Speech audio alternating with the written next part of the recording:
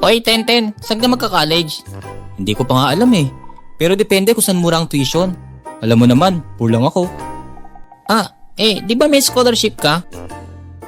Oo nga no.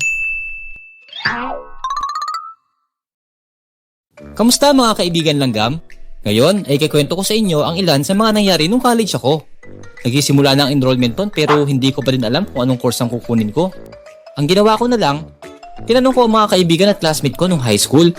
Ang sabi ko na lang kung saan sila doon na lang ako. At kung anong kurso naman sabi ko basta walang board exam okay na yon.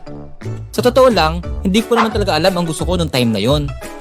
Hanggang sabi ng isang kaibigan ko na mag-business course na lang daw ako.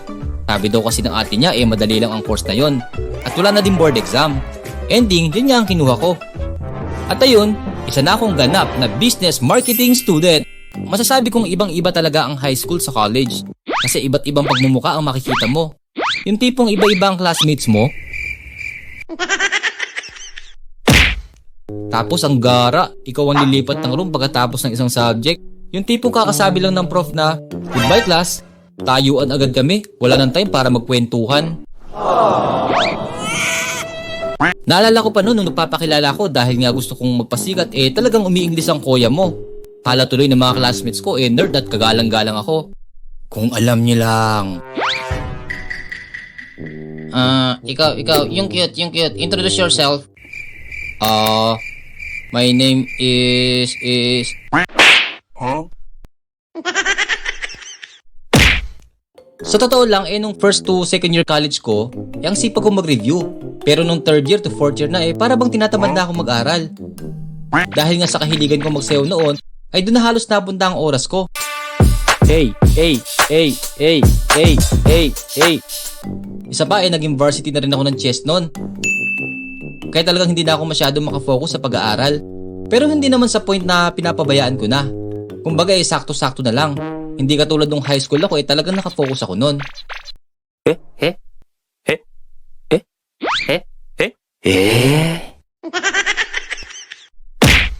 Noong college na nga lang din pala ako nagkaroon ng unang cellphone. Pahiram-hiram lang kasi ako sa pinsan ko noon. Dahil nga sa poor lang ako talagang tinitipid ko ang baon ko para makabili ng cellphone. Naalala ko pa nga, 1 month din akong hindi kumain ng lunch para lang makaipon. Oops! Commercial muna tayo! Gusto mo bang manalo ng 200 pesos GCash load? Tapusin mo lang ang video na to dahil mamaya ay may itatanong ako at pag ikaw ang unang nakasagot, ikaw ang mananalo! Back to you! Isa din talaga sa tumatak nung college ako pag enrollment na. Sobrang haba ng pila. Yung tipong pipila ka ng umaga, tapos halos gabi na matatapos. Tapos, nakatayo lang kayo maghapon. Ang lupet! Ang masakit pa dito ay pababalikin ka sa dulo ng pila kapag may kulang ka pang requirements. Dito na nga din pala ako nagsimulang maging independent. Dahil nangupahan na lang ako sa boarding house na malapit sa university namin. Kasama ang ilan sa mga classmates at kaibigan ko, talaga namang kay saya-saya ng buhay noon dahil puro lang kami kwentuhan at tawanan. Pero syempre, di may iwasan ang tampuhan.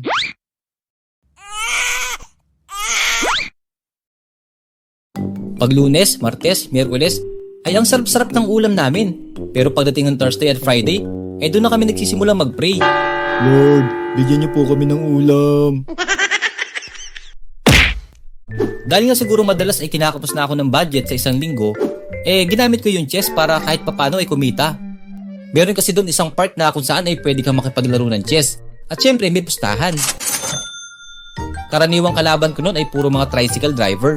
Naawa na nga lang ako kasi minsan kapag yung napapanalo ng kong pera ay galing sa kanila. Pero dahil nga ang kuya mo ay gipit, sabi ko na lang para sa pag-aaral. Sa totoo lang mga kaibigan langgam, wala akong masyadong maalala nung college ako. At di talaga ako makafocus nun. Mas tumatak pa nga sa akin yung mga times na nagsasayaw ako at naglalaro ng chess. Kaya ang ending ay na-disappoint sa akin ang mga magulang ko. Dahil ine-expect nila magiging cum laude ako. Pero maganda pa din naman ang grades ko nun. Yun nga lang hindi umabot sa honorable. Sa totoo lang, hanggang ngayon tinatanong ko sa sarili ko kung bakit business course ang kinuha ko. Kasi habang tumatagal mas nafe-feel ko na IT pala dapat ang kinuha ko. Dahil medyo techy talaga ang kuya mo. Nagpapasalamat pa din ako dahil hanggang sa ngayon naman nagagamit ko ang course ko. Dahil sa business din naman ako nauwi. At ang pasalamat ko lang nakatapos tayo ng college. Isang biyaya na yun ng may kapal. At syempre, big shoutout sa aking mga magulang, sa aking nanay at tatay, at ibang kamag-anak na tumulong sa aking pag-aaral. Kayo, anong kwentong college nyo?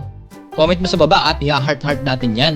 At sa mga gusto magpa-shoutout, comment mo lang din sa baba para ma-shoutout kita sa susunod kong video. At ito na ang exciting part! Gusto mo bang manalo ng 200 Gcash? Sagutin lang ang aking tanong. Ano ang sport ni Kuya Tenten? Paano mga kaibigan langgam? Hanggang dito na lang. Kita-kits sa susunod na video.